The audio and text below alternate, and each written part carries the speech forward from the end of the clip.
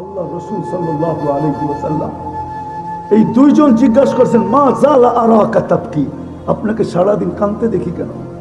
যখনই দেখি চোখে পানি টল টল টল টল করে, কখনো গড়ায়া পড়ে, কারণটা কি? বসে উম্মতের জন্য চোখের পানি থামতে চায় না, উম্মতের জন্য চোখের পানি থামতে চায় না।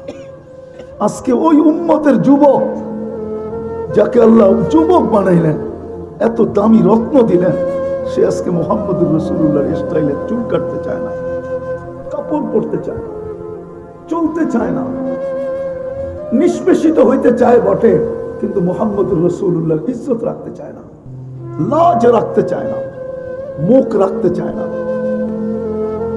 বাবা বলে না মাঝে মাঝে, তুই আমার মুখটা নষ্ট করিস না, আমার ইজ্জতটা নষ্ট করিস না, আমার মান ইজ্জত ধুলায় লুটাইয়া দিস না। অনেক সন্তানের মা বাবা আছে পায়ে ধরে, পায়ে পায়ে।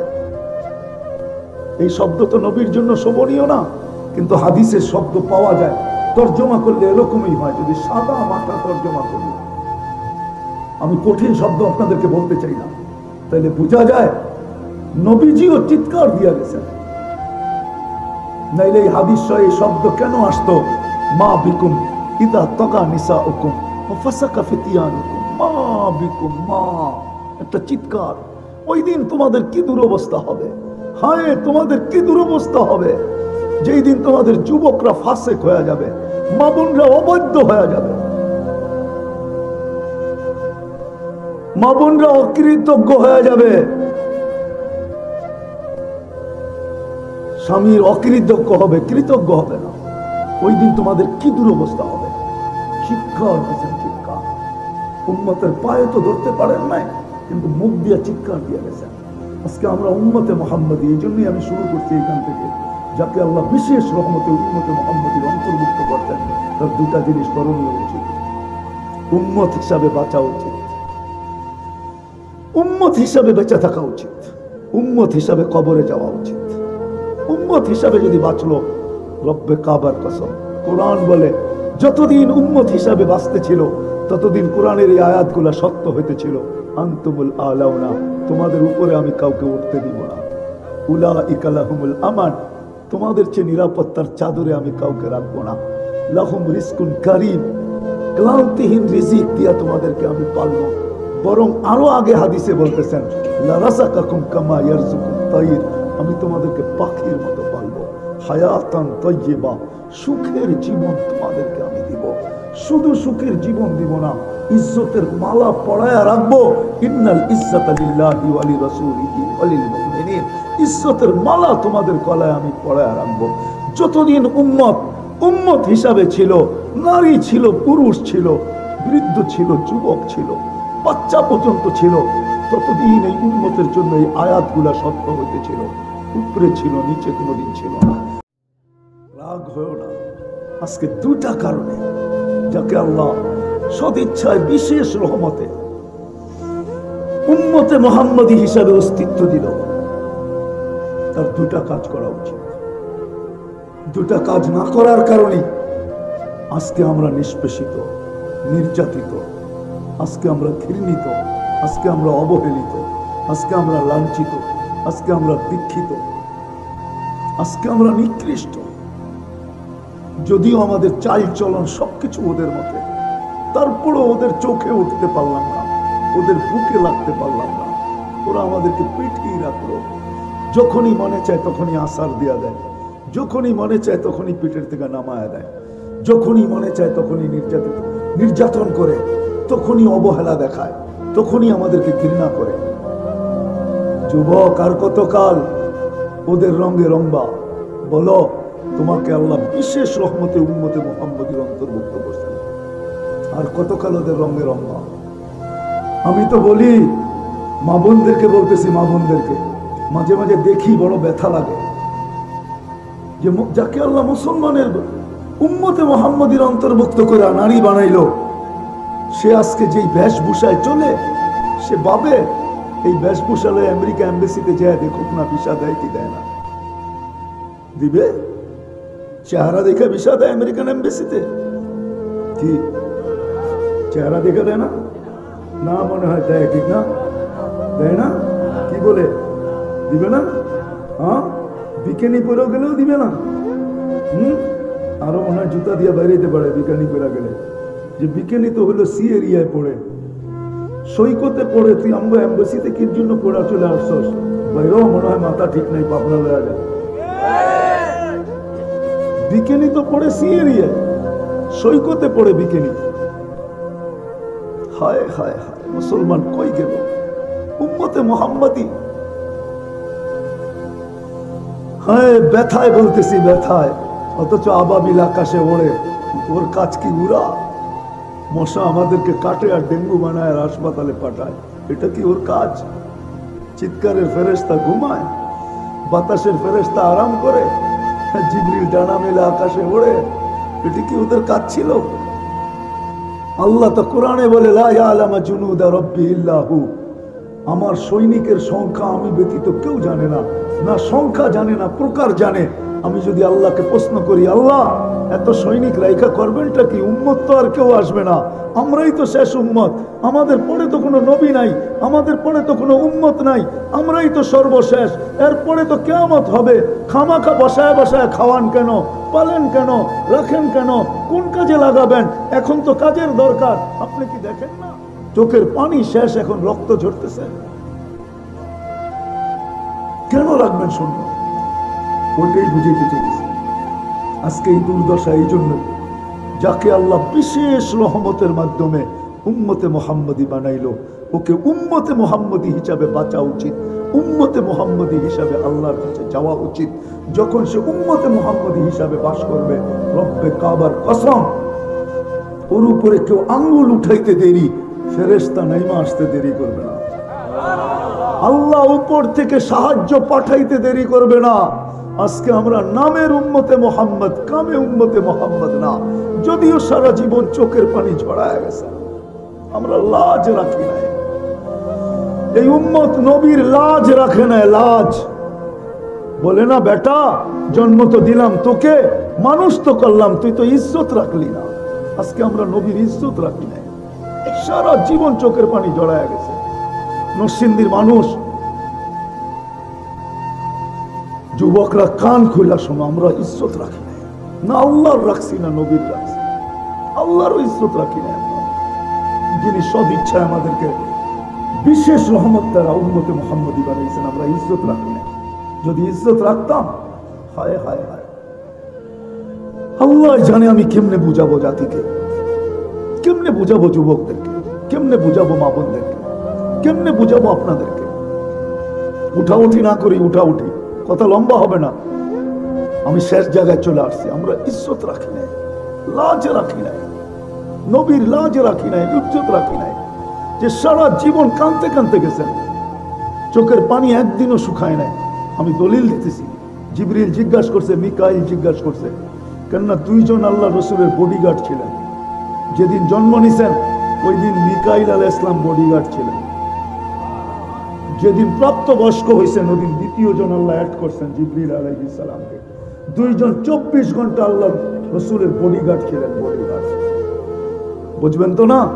যখন হালিমা সাদিয়ার এখানে দুধ পান করতেছিল, দুধ পান করার জন্য যখন ছিল, তো একদিন বাচ্চাদের সাথে দুপুরে খেলতেছিলেন, ইহুদিদের হাতে লেগে গেছে। ওরা আজকের থেকে মুসলমানের পিছে পড়ে নাই, ওরা ওই যুগ থেকে। ওদের আলেমরা দেখছিলেন, এক আলেমের জমাত আল্লাহ রসুলকে দেখা চিনা ফেলছেন। দুইজনকে নির্ধারিত করছেন যে যায়া দেখো, আমাদের চোখ তো বলে উনি নবী আখিরুজ্জামান, একটু উল্টায় পাল্টায় দেখো। তো দুইজন যে প্রথম পিঠের কাপড় উঠাইছেন, ওই সময় দেখেই চিৎকার দিয়া বলছেন, আল্লাহি ইন্নাহু হু, এটাই ওইটা। কেননা নবুয়তের মহল ওই সময় পিঠে লাগানো ছিল, বাচ্চা অবস্থায়। তখন দুইজনকে নির্ধারণ করছেন, 1% সন্দেহ ওদের ছিল তখনও। দুইজনকে নির্ধারণ করছেন, কতল করো। ওরা আগাইতে দেরি, মিকাইল আলাইহিস সালাম আল্লাহ রসুলকে গায়েব করতে দেরি করে দিলেন।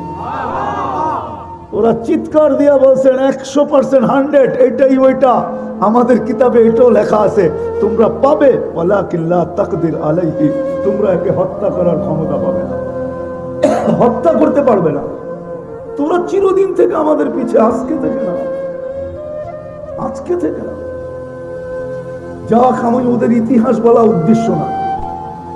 আল্লাহ রাসূল সাল্লাল্লাহু আলাইহি ওয়াসাল্লাম এই দুইজন জিজ্ঞাসা করছেন, মা জালা আরাকা তাবকি, আপনাকে সারাদিন কাঁদতে দেখি কেন? যখনই দেখি চোখে পানি টল টল টল টল করে, কখনো গড়ায়া পড়ে, কারণটা কি? বলছে উম্মতের জন্য চোখের পানি থামতে চায় না। উম্মতের জন্য চোখের পানি থামতে চায় না। আজকে ওই উম্মতের যুবক, যাকে আল্লাহ যুবক বানাইলেন, এত দামি রত্ন দিলেন, সে আজকে মুহাম্মদুর রাসূলুল্লাহর স্টাইলে চুল কাটতে চায় না, কাপড় পরতে চায় না, চলতে চায় না, নিষ্পেষিত হইতে চায় বটে, কিন্তু মুহাম্মদুর রাসূলুল্লাহর ইজ্জত রাখতে চায় না, লাজ রাখতে চায় না, মুখ রাখতে চায় না। বাবা বলে না মাঝে মাঝে, তুই আমার মুখটা নষ্ট করিস না, আমার ইজ্জতটা নষ্ট করিস না, আমার মান ইজ্জত ধুলায় লুটাইয়া দিস না। অনেক সন্তানের মা বাবা আছে পায়ে ধরে, পায়ে পায়ে। এই শব্দ তো নবীর জন্য শোভনীয় না, কিন্তু হাদিসের শব্দ পাওয়া যায়, তর্জমা করলে এরকমই হয়। যদি সাদা মাথা তর্জমা করি, আমি কঠিন শব্দ আপনাদেরকে বলতে চাই না, তাহলে বোঝা যায় নবীজিও চিৎকার দিয়ে গেছেন। নাইলে এই হাদিস এই শব্দ কেন আসতো? মা বিকুম ইদা তগা নিসাউকুম ওয়া ফাসাকা ফিতিয়ানুকুম, মা বিকুম, মা, একটা চিৎকার। ওই দিন তোমাদের কি দুরবস্থা হবে, হায় তোমাদের কি দুরবস্থা হবে, যেই দিন তোমাদের যুবকরা ফাসেক হয়ে যাবে, মা বোনরা অবৈধ হয়ে যাবে, মা বোনরা অকৃতজ্ঞ হয়ে যাবে, স্বামীর অকৃতজ্ঞ হবে, কৃতজ্ঞ হবে না। ওই দিন তোমাদের কি দুরবস্থা হবে। চিৎকার দিয়েছেন, চিৎকার। উম্মতের পায়ে তো ধরতে পারেন নাই, কিন্তু মুখ দিয়ে চিৎকার দিয়ে গেছেন। আজকে আমরা উম্মতে মুহাম্মদী, এই জন্যই আমি শুরু করছি এখান থেকে, যাকে আল্লাহ বিশেষ রহমতে উম্মতে মুহাম্মদীর অন্তর্ভুক্ত করতেন, তার দুটা জিনিস করণীয় উচিত। উম্মত হিসাবে বাঁচা উচিত, উম্মত হিসাবে বেঁচে থাকা উচিত, উম্মত হিসাবে কবরে যাওয়া উচিত। উম্মত হিসাবে যদি বাঁচলো, রব্বে কাবার কসম, কোরআন বলে যতদিন উম্মত হিসাবে বাঁচতে ছিল, ততদিন কোরআনের এই আয়াতগুলা সত্য হইতেছিল। আনতুমুল আলাউনা, তোমাদের উপরে আমি কাউকে উঠতে দিব না। উলাইকা লাহুমুল আমান, তোমাদের চেয়ে নিরাপত্তার চাদরে আমি কাউকে রাখবো না। লাহুম রিজকুন কারীম, ক্লান্তিহীন রিজিক দিয়া তোমাদেরকে আমি পালবো। বরং আরো আগে হাদিসে বলতেছেন, লা রাযাকাকুম কামা ইয়ারযুকুত তাইর, আমি তোমাদেরকে পাখির মতো পালবো।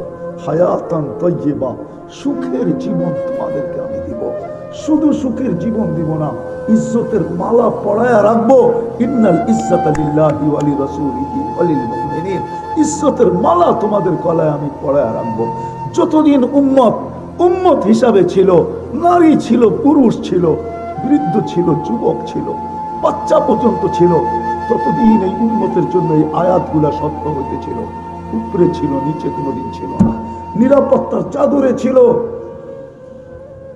আজকে তো সারা দুনিয়ার মুসলমান চিৎকার দিয়া চাইতেছে, হ্যাঁ আমি কিতাব থেকে দেখায় দেবো। একজন চাইছে, একজন, আর কেউ না। একজন উপরে তাকায় বলছে, ইয়া রব্বা মুহাম্মদ উনসুর উম্মতা মুহাম্মদ, ও রব্বে মুহাম্মদ, এখনো কি সময় আসে নাই যে উম্মতের মুহাম্মদের সাহায্য করবেন? বলতে দেরি, আকাশ থেকে ফেরেশতার ঢল নামতে দেরি হয় না। ঢল। রাবি ইবনে ওমর, রেওয়ায়াতকারী এই হাদিসের ইবনে ওমর, হায়াতুস সাহাবা উঠায় দেখেন, পড়া দেখেন। আমি বানায় বলতেছি না, কিতাব পড়তে হবে, পড়লে পাবে, না পড়লে তো আঙ্গুলি উঠাবে।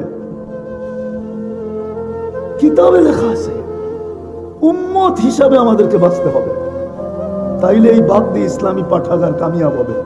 আর যদি উম্মত হিসাবে না বাঁচলাম, যতই ওদের রঙে রঙ্গি না কেন, বললাম না, ওরা আমাদেরকে চোখে উঠাবে না, ওরা বুকে রাখবে না, ওরা আমাদেরকে পেটেই রাখবে। যখনই সুযোগ পাবে আসার দিবে। রব্বে কাবার কসম, মুসলমান আজকে দুটা জিনিস করো, সারা দুনিয়া সিধা। দুটা জিনিস, আমার কথা তো 200 কোটি মুসলমান পর্যন্ত পৌঁছবে না। যদি পৌঁছতো তাহলে দুটাই যথেষ্ট ছিল। মুসলমান আজকের থেকে ইন্টারনেট 1 মাস ব্যবহার করা বন্ধ করো। 1 মাস। দুনিয়া লাডে উঠবে, লাডে। লাডে বোঝেন? কেননা ইন্টারনেটে সব পয়সা যায় ইসরায়েলে। মিডিয়া, টোটাল মিডিয়ার মালিক ইসরায়েল। দুনিয়াতে যত মিডিয়া আছে, ইন্টারনেট ব্যবহার করা বন্ধ করুক 200 কোটি মুসলমান। আর আজকের থেকে বলো ব্র্যান্ডের জিনিস ব্যবহার করব না, বাস। ব্র্যান্ডের জিনিস ব্যবহার করবো না। আমি চিনি দুনিয়ার বড় বড় কোম্পানি চিনি, আমি রাডগো চিনি, রুলেক্সও চিনি, এর চেয়ে দামি দামি গড়িও চিনি, 20 লাখ 30 লাখ আলা গড়িও চিনি। আমি ঘুরা ঘুরা দেখছি কয়জনের হাতে কয়টা আছে। ওরা তো কামাইলে খাওয়ান মিলে না, কামাইলে খাওয়ান মিলে না। 70% মানুষের এই অবস্থা। ওরা তো সারাদিন খায় প্লাস্টিক দিয়া। কি দিয়া? প্লাস্টিক। বোঝো? মনে হয় বোঝো না। কি বোঝো না? মনে হয় চিনো প্লাস্টিক কি? হ্যাঁ হ্যাঁ, ক্রেডিট কার্ড, এটার নাম প্লাস্টিক। ক্রেডিট কার্ড প্লাস্টিকের না? হ্যাঁ, ওরা সারা মাস খায় প্লাস্টিক দিয়া। বেতন পাইতে দেরি, সব অ্যাকাউন্টে জমা হইতে দেরি হয় না, নিজের অ্যাকাউন্টে কিচ্ছু থাকে না। ওরা আবার খাবে ভালো জিনিস। হ্যাঁ, দুনিয়ার সবচেয়ে বেশি আইটেম খায় মুসলমান, দুনিয়ার সবচেয়ে বেশি আইটেম। কি আপনি কি প্রবাসে ছিলেন? যারা প্রবাসে ছিল ওদের জিগাও, সব মিডল ইস্টে যারা থাকে, আরবরা যা খায়া ফালায়া দেয়, ওইটা ইউরোপ আলারা এতটুক সারা বছরে খাইতেও পায় না। আমাকে বুঝাইতে হবে না। কেউ যদি জায়গা থাকে তাহলে জিজ্ঞাসা করেন, কেউ ছিলেন মিডল ইস্টে?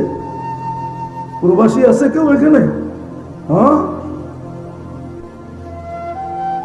পুরা একটা বকরি লয় 5-6 জনে একটু একটু খায়া বাকি সব কিসে বড়ে আর ফালায়া দেয়, ঠিক না? হায় হায় হায় হায়, সত্য এটা। আসেন, আল্লাহ বিশেষ রহমত দিয়া মুসলমানের ঘরে অস্তিত্ব দিছে। আরে উম্মতে মুহাম্মদী বানাইছে। আসেন, উম্মত হয়ে বেঁচে থাকে। নবীজি চোখের পানি ঝরাইছে। জন্ম মৃত্যু লগ্নে যখন দুনিয়ার থেকে চলে যেতেছিলেন আল্লাহর সান্নিধ্যে, বন্ধুর কাছে যখন চলে যেতেছিলেন, চোখে পানি ছিল। নয় ফ্যামিলির জন্য ছিল না, হাসান হুসাইনের জন্য ছিল না, উম্মে কুলসুমের জন্য ছিল না, আলী ফাতেমার জন্য ছিল না। জিবরিল জিজ্ঞাসা করছে, কাঁদেন কেন? বলছে, ফামাল্লি বাদি উম্মতি, ফ্যামিলির জন্য কান্না না, হাসানের জন্য কান্না না, হুসাইনের জন্য কান্না না, আলী ফাতেমার জন্য কান্না না, কুরাইশের জন্য কান্না না, হাসেমের জন্য কান্না না, আরবের জন্য কান্না না, আমার উম্মতের জন্য কান্না। আমার উম্মতকে কে দেখা রাখবে? কে দেখা রাখবে? আল্লাহ গ্যারান্টি দিছে, আমি দেখা রাখবো।